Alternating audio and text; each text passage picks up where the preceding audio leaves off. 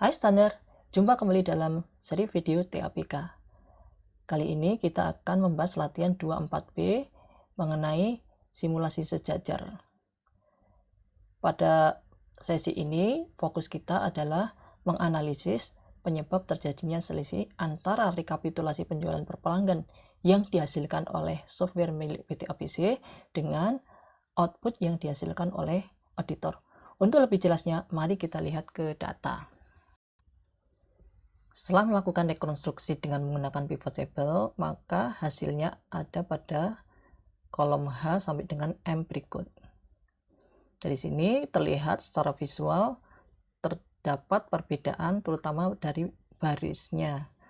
Nah, untuk mempermudah mencari perbedaan, kita bisa menggunakan conditional formatting ditambah dengan fungsi conif Excel.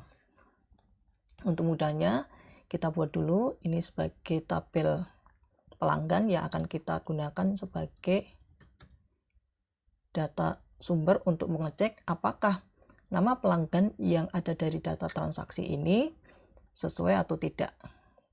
Dengan cara kita menggunakan conditional formatting, new rule, kita masukkan ke paling bawah ya. Di sini kita akan masukkan formula sebagai berikut. Sama dengan conif. Nah, sumbernya adalah tabel pelanggan. Kemudian yang akan kita cari satu persatu apakah terjadi apa beda atau tidak dengan data pelanggan ini adalah dimulai dari H. Ini kalau kita lihat H4 ya. Kita mulai dari H4 sehingga kita masukkan ketikan aja sini H4 ya. Kemudian, nah, agar bisa memunculkan true atau false, maka kita berikan nilai 0. 0 artinya tidak ketemu di data pelanggan sesuai dengan laporan menurut PT ABC. Oke, baik. Kemudian, kalau ketemu atau true, maka kita akan beri warna kuning. Oke, fill-nya kita akan beri warna kuning. Selesai, kita tutup.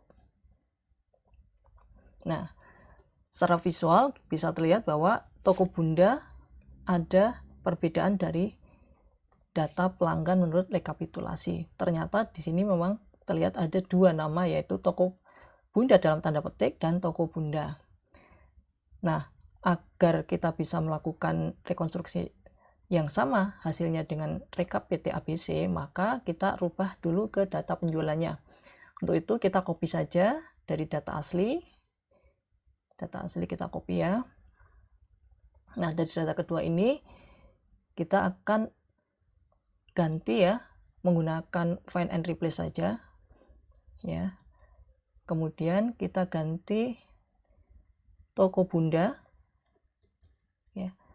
Toko Bunda kita ganti dengan toko Bunda tanda petik ya. Kita akan ganti dengan toko Bunda tanda petik. Oke, baik. Kemudian kita replace all. Oke.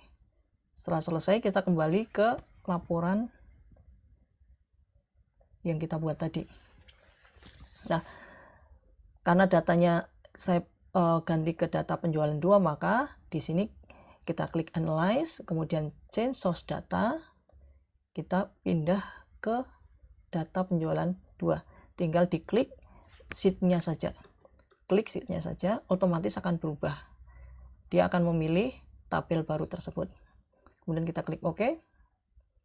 Nah, dari sini tidak lagi ada perbedaan antara keduanya.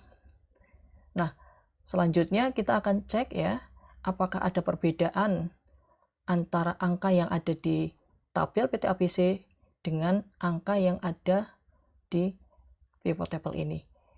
Dengan cara yang sama dengan conditional formatting sebelumnya, nah, kita buat ya, yang salah akan kita kasih warna kuning misalnya.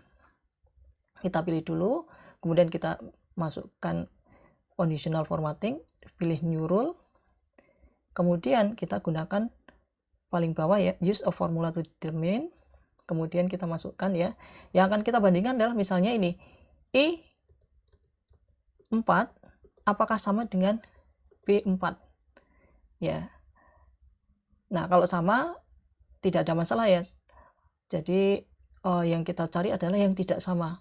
Maka karena yang kita cari yang tidak sama, rumusnya bukan I4 sama dengan B4, tapi kita gunakan sama dengan I4 tidak sama dengan B4 atau kurang dari, lebih dari ya.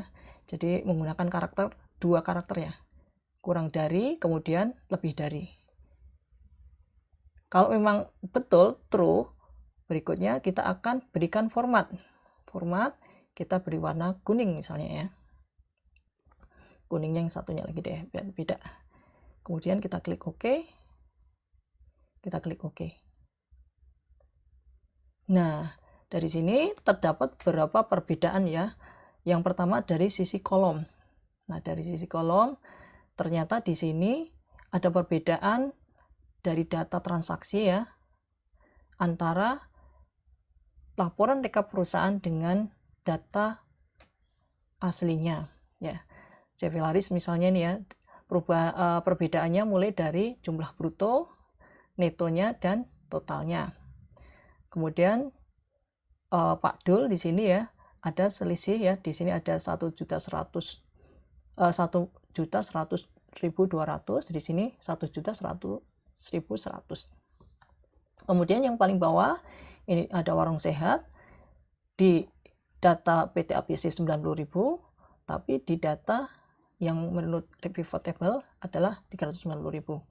Kemudian yang menarik adalah di bagian paling bawah jumlahnya itu juga beda. Artinya yang perlu kita lakukan sekarang adalah coba kita hitung kembali ya secara total untuk penjumlahan yang ada di sini, baik ke kanan maupun ke bawah ya. Jadi contoh sederhana, kita coba totalkan ya antara jumlah bruto kemudian dikurangi diskon ditambah dengan PPN. Kita akan masukkan di sini ya, cek total. Jadi cek total sama dengan jumlah bruto dikurangi diskon ditambah dengan PPN-nya. Kemudian kita lihat hasilnya, kita totalkan, kita gunakan Alt sama dengan.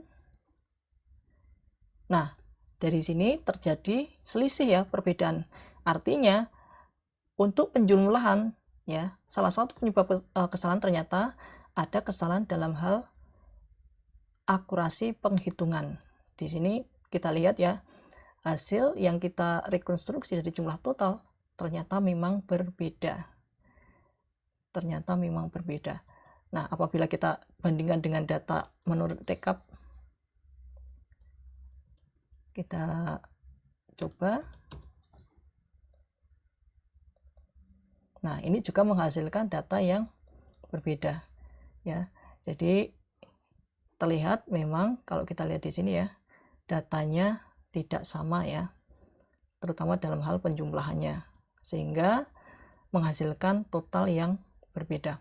Bagaimana dengan penjumlahan ke bawah ya? Jadi footingnya bagaimana, cross footing ke bawah? Coba kita gunakan rumus sum. Kemudian kita pilih ke atas, kita copy ke samping.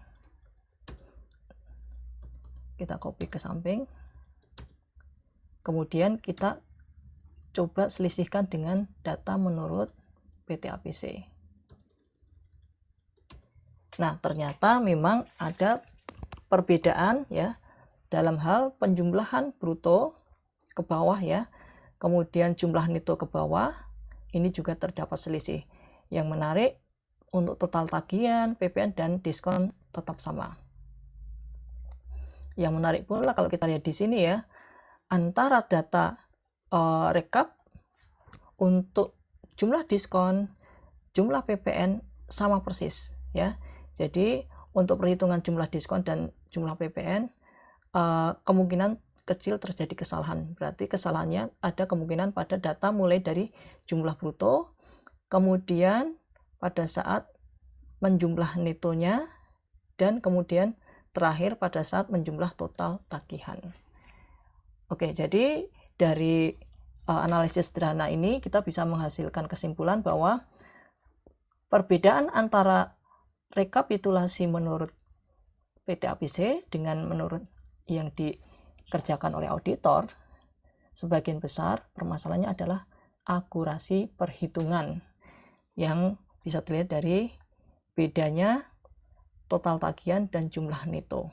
Kemudian yang kedua, ada juga transaksi yang ternyata memang berbeda nilainya.